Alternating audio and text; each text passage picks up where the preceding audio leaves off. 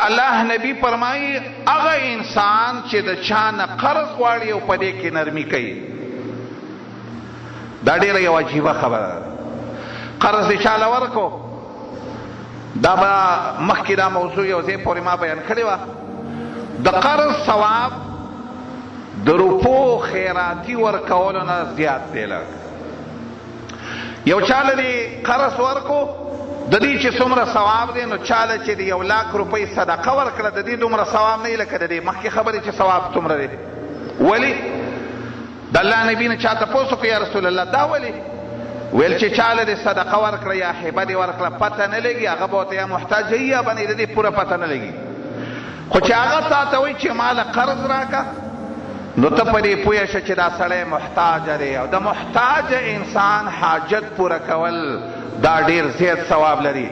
بلکې داسې د حدیثو نه معلومیږي چې چا چاله قرض ورکړی، څومره روپۍ چې چا چاله قرض ورکړی، هره ورځ د ده د دغه روپو ثواب کیږي. لږ خدا خبر یاد ساته چې سبا ترې نه قرض بیرته غواړي، نو عزتي به یې نه کوې، شرمې به یې نه، نقصان به ورته نه وررسې، بلکې ته که رښتیا مسلمان یې او که د دې خبرې دې سوچي چې رب العالمین زما سره رحم معامله وکړي او په ما خاص رحمت وکړي، پردی چاله چې دې قرض ورکړی بیرته یې په نرمه وغواړه. لږ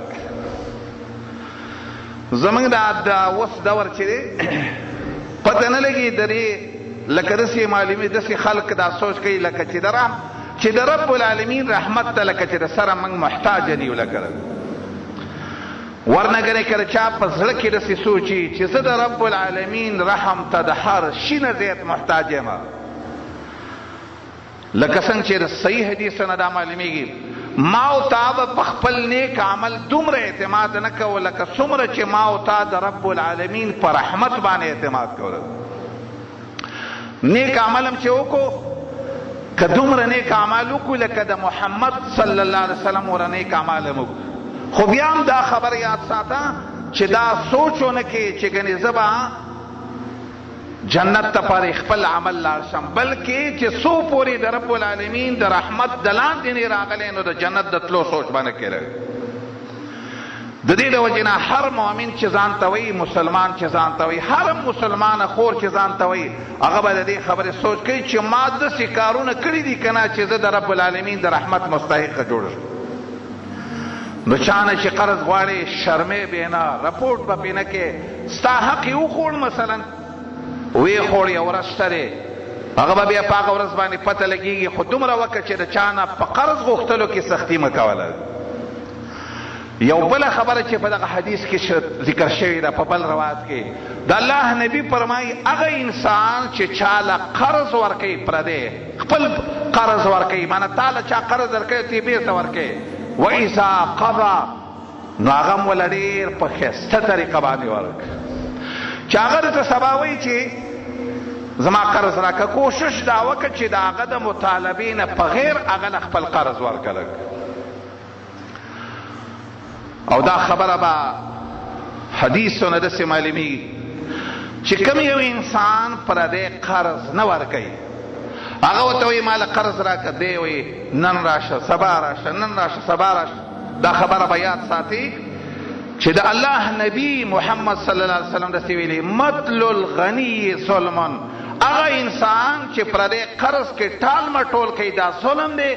حتی که علما داسې خبره کوي یو ځل د پسې قرضدار یې راغی تا ته یې ویلي زما قرض راکړه، ستا څه ښې یې نه ورکې، د دې یو ځل نه ورکولو په وجه باندې ته دې درجې ته ورسېدې چې سبا که قاضي ستا گواهی کوله نو ستا گواهی نه قبلېږي، ځکه ته د فسق درجې ته رسېدی.